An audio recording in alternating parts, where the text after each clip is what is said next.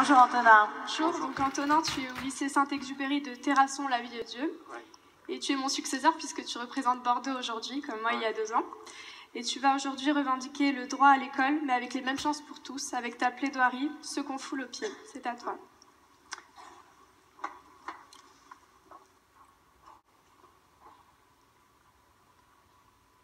Mesdames, Messieurs, je ne me fais pas ici défenseur de l'égalitarisme, mais défenseur de l'égalité des chances, galvaudé par le déterminisme social qui gangrène notre pays.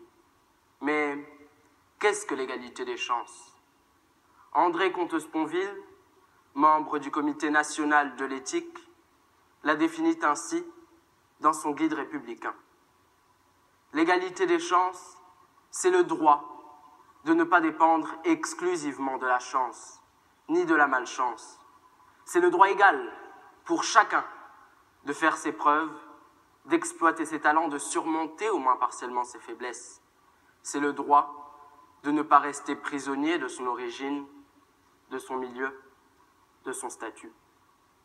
Ne pensez-vous pas que l'égalité des chances devrait être l'un des principes fondamentaux de notre pays? Car l'avenir, mesdames, messieurs, est un droit.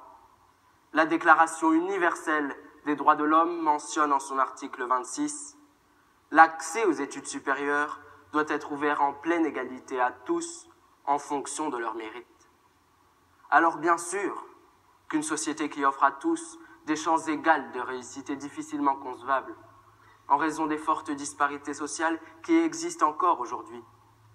Mais ne perdons pas espoir, car après tout, un vieux proverbe dit « Impossible n'est pas français ». Aujourd'hui, plus de la moitié des Français pensent que l'école joue moins qu'avant son rôle de promotion sociale. Ce phénomène est attesté par l'enquête PISA de 2012, qui démontre que l'impact de l'origine sociale sur les résultats des élèves est plus fort en France que dans tous les pays de l'OCDE. Elle prouve également qu'entre 2003 et 2012, le poids de l'origine sociale sur les performances des élèves de 15 ans a augmenté de 33%. Ainsi, seulement 3% des enfants de cadres sortent de leur formation initiale sans l'achever, contre 25% des enfants d'ouvriers. Ainsi, 40% des enfants de cadres obtiennent un diplôme de niveau Bac+5, contre seulement 4% des enfants d'ouvriers. Ainsi, la France a la triste réputation de pays le plus inégalitaire de l'OCDE. À titre d'exemple, en France, un lycéen de milieu défavorisé a 2 fois moins de chances d'entrer dans l'enseignement supérieur qu'en Espagne ou qu'en Irlande. La France, et j'en suis convaincu, n'est pas au rang qui devrait être le sien. Elle favorisait autrefois l'intégration. Si aujourd'hui, elle contribue à la reproduction sociale, cela n'est pas, j'en suis sûr, ni son but ni son souhait. L'égalité des chances est un idéal républicain que nous n'avons plus le droit de trahir, que nous n'avons plus le droit de malmener, que nous n'avons plus le droit de discréditer à coups de discours prometteurs qui ne sont que très rarement accompagnés d'actes forts. J'ai pu constater par moi-même l'ampleur de ces dysfonctionnements. En effet, j'ai eu la chance de vivre durant 4 ans à Mayotte, une petite île de l'océan Indien, ayant obtenu le statut de département français en 2011. Mais par-delà le cadre idyllique, la misère sociale et scolaire ne cesse de s'accroître, avec des élèves, des enfants totalement laissés à l'abandon, qui viennent pieds nus à l'école et qui n'ont pas de fourniture scolaire. Ajoutez à cela des établissements surchargés, des bâtiments en piteux état et un tiers d'enseignants non diplômés. Ces élèves, n'ayant aucune perspective d'avenir, sont délaissés et pour une grande partie, issus de l'immigration clandestine, leurs destins sont déjà écrits. Pauvreté, chômage, non-connaissance des savoirs fondamentaux et délinquance. Je les ai connus. J'ai passé une partie de ma scolarité avec eux. Il est donc de mon devoir de les représenter. Mais où est l'égalité des chances lorsque la réussite d'une personne n'est plus déterminée par son talent, son travail, son mérite, mais plutôt par son milieu social ou son origine? C'est là l'échec de la société et de l'école de la République. L'essence même de l'école n'est-elle pas de montrer aux apprentis qu'ils peuvent eux aussi devenir professeurs, artistes ou hommes d'État? Une société sans mobilité sociale est une société qui se meurt. Le grand visionnaire qu'était Victor Hugo a écrit quelques vers à ce sujet. Je vais vous en citer un passage.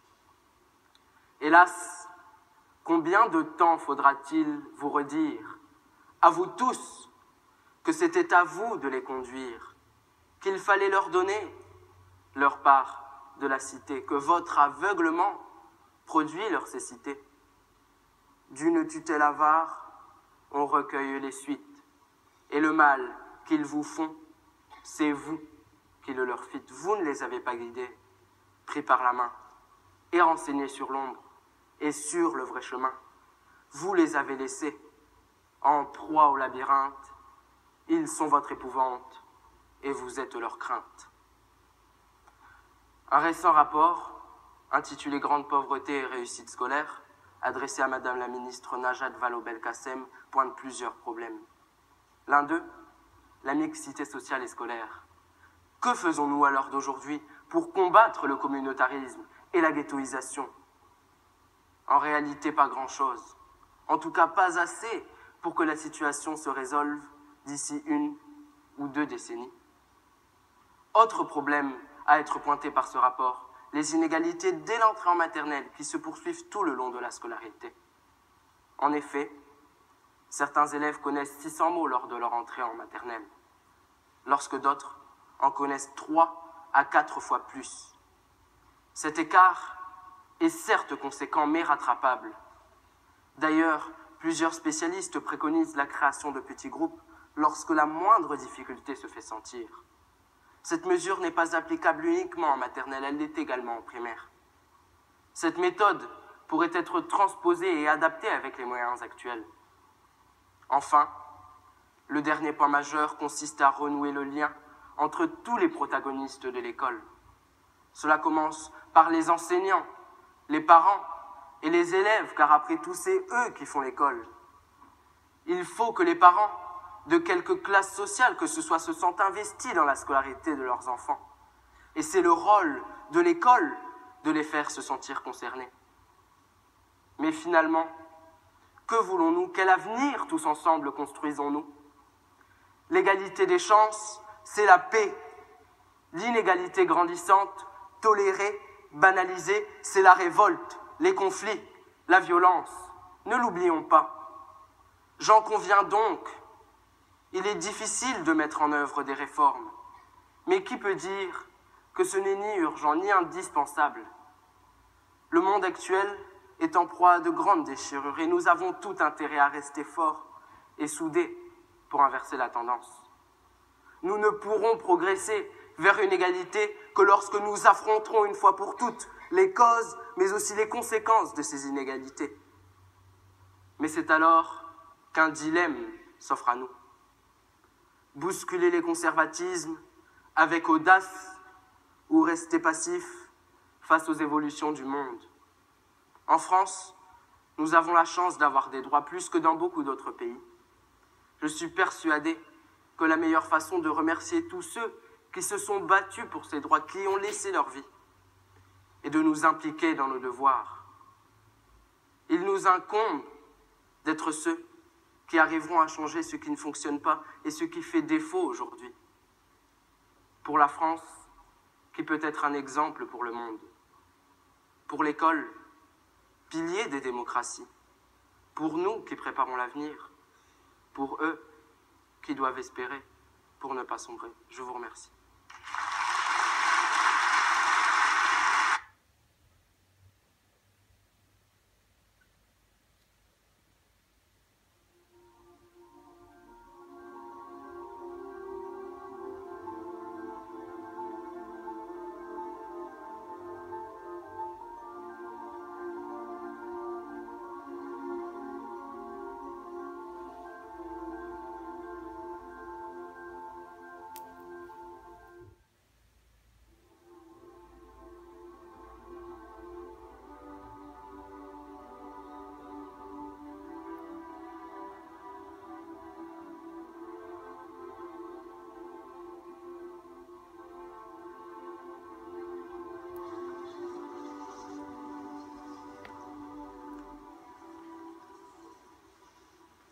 voyage et un séjour de 9 nuits dans une capitale européenne.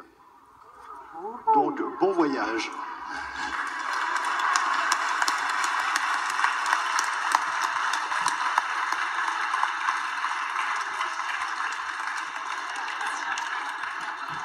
Qu'est-ce qu'il dit?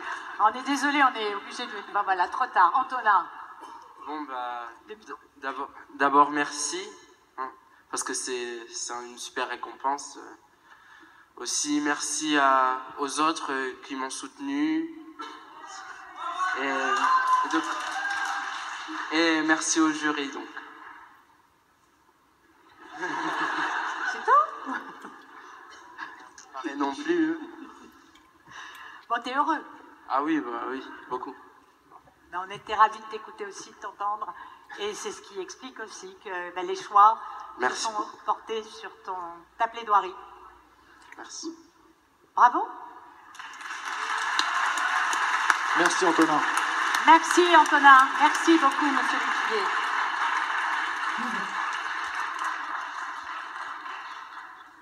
Et c'est le grand prix. Le prix offert par le Mémorial de Caen. Et pour le remettre, j'ai appelé Stéphane Grimaldi et le président du grand jury de ce concours, Christian Carion.